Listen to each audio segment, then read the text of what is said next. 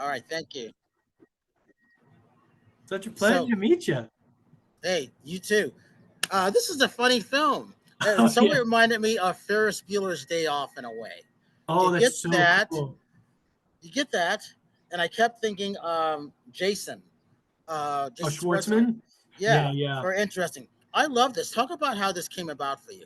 Oh, absolutely. Yeah. So I had this image that kind of popped in my head in like 2019 of like a Eucharist wafer floating at the top of a toilet bowl and a boy standing over it with his pant legs scrunched around him. And I was like, that's a weird image. Why is that in my head? You know what I mean? And so I kind of emailed it to myself because I email weird ideas that come to me and I put in my AOL email in a folder called Reflections, just filled with little ideas basically.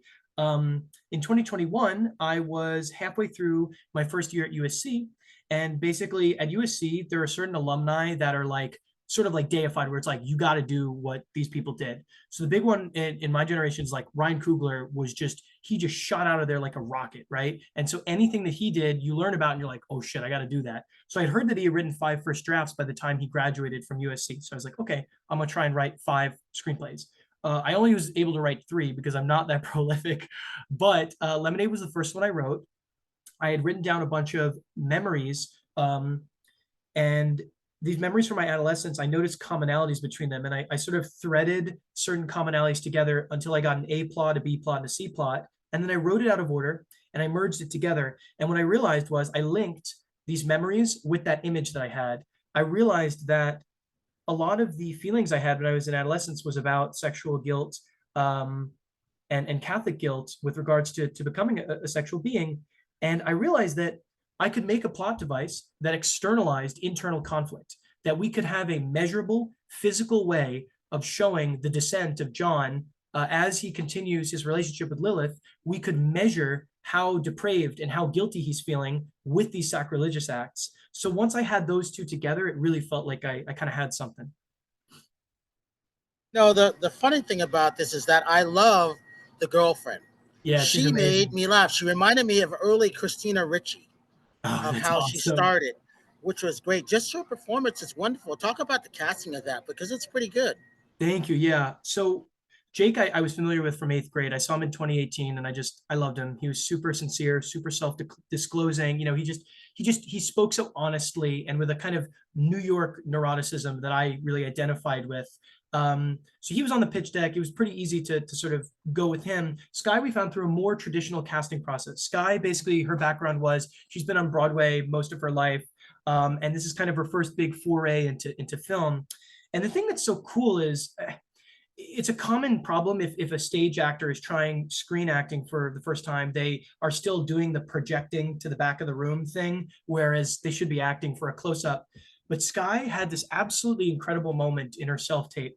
It was the scene where John says, "Are your parents divorced?" And she looks at him and she's like, "Yeah." And she ends up asking for a pencil and their fingers touch. In that moment where her scene partner says, "Are your parents divorced?" and her eyes like flick from her locker towards John, it's like I saw everything I needed in that moment. This person who could hide and bury so much of what they feel in a performance while also letting glimmers peek through. This person who could put on their armor and then design it with just enough weakness that we could see through it. I thought it was absolutely incredible, and their chemistry was outstanding. So it was honestly the easiest decision in my life. Talk about the kissing scene.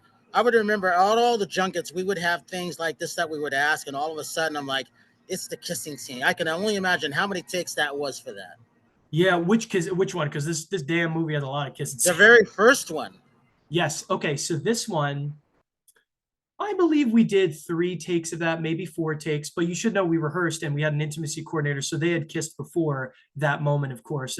We made sure that everything had been sort of explored and discussed beforehand so that everyone would be comfortable on set. Um, but you know, that scene, I really give my editor Ed a lot of kudos there. I had shot coverage for that scene. It was between them two, and then I had an angle looking at him and an angle looking at her. And my thought was I was going to cut between those at some point, but Ed just did 1 take. He just left it as a oneer.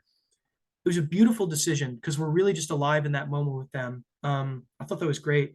But from a technical standpoint, you'll notice they're at the bowling alley. Now we shot the bowling alley in one place, but then when they're under the sweatshirt, we shot that in an entirely different place where the sweatshirt is being like hooked onto things and he's not even holding it up. His hand is just floating. And so we actually shot it in different lighting conditions in an entirely different place on an entirely different day. The kiss was shot on day 5, but the rest of the bowling alley was shot on day 13.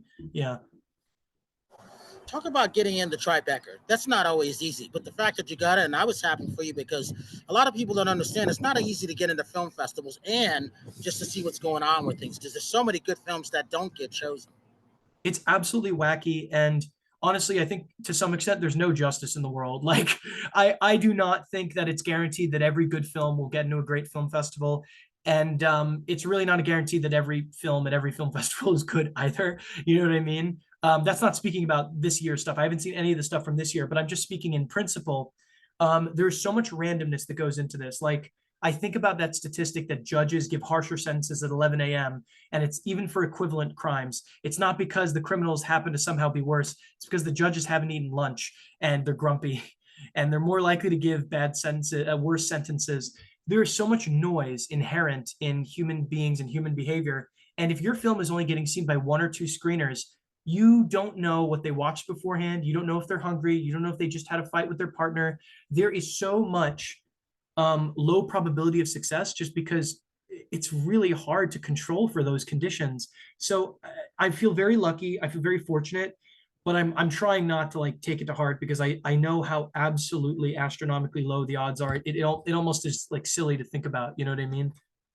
You reminded me of me saying that. That's what I tell a lot of filmmakers because I used to choose films for the Hollywood Film Festival and Beloit International Film Festival. So I don't do a 10-minute rule. I've never done that in my entire life. I've only walked out of 3 films because I had to run to another screening. So I had Yeah. to leave. So I've always wanted to know where's shot, credits, ADR, all that stuff. So my actor friends, I can tell them what the process is like for everything. And it's very, Yeah. very important because a good film may not get in because there may be films just like that that are better. That doesn't mean it's not bad. It's just a different scenario, and you're right about that. When I'm watching 3 or 5 films a day, no matter when I'm traveling, like right now I'm in Los Angeles, but I just got in yesterday. I'm at the Week Film Festival doing stuff. I had to do this because it's Tribeca. So doing Yeah. all of these things, people don't understand, and a lot of people say no. That's why I always say yes. So I get it, and you're absolutely right in the choosing of films. Congratulations to you on that. What do you Thank want you. the audience to see on seeing this film? What do you want them to take away from this? I would love people to walk away thinking about their own upbringings, their own first love experiences, and trying to think about how their relationship with their parents influence the sort of person that they are. Because these wounds that get passed down to us, it's a chicken or the egg thing, right? Our parents didn't just come out of a black hole, right? They were raised, and then their parents were raised, right? So these are all generational wounds, and I think the best thing that we can do to start moving humanity in a better direction is for all of us to sort of go to therapy to some extent and like examine why we are the way we are and to try and start moving towards being more loving and compassionate people. Because if we don't do that, then all of the very real feelings of angst and loneliness and confusion that we feel are going to be weaponized by figures like Andrew Tate and Donald Trump. And that's how we end up with these absolutely like heinous situations. So really the answer is we need more self-knowledge. We need more self-reflection. So I hope people can walk away from the film and reflect on their own upbringings, and that's kind of why I structured the film beginning and end with a flashback to contextualize it in the bin of childhood experience. Last question. Give your social media links for everybody, and then when are people going to see your screenings? Absolutely. Yeah. So the film is at Lemonade Blessing. My Instagram is at Crispy Merola. That's CRISPYMEROLA at Instagram. Not at Instagram. You don't have to say that. And then Sky is Sky Alyssa Friedman. And then Jake is Jake Ryan. And then our first screening is June 5th at 7:15 p.m. at the SVA Theater. I will say, actually, I think our screenings are sold out, the first 3. So I do think people will have to go on Rushline if they want to see it. But listen, I mean, follow us. I'm sure we'll get a distributor of this thing, and then we can hopefully get some limited theatrical out there, and people can go out and see it themselves. Good for you. Congratulations on that, because like I said, that's not always easy to sell out films these days. It's Not hard, always man. easy. So good for you.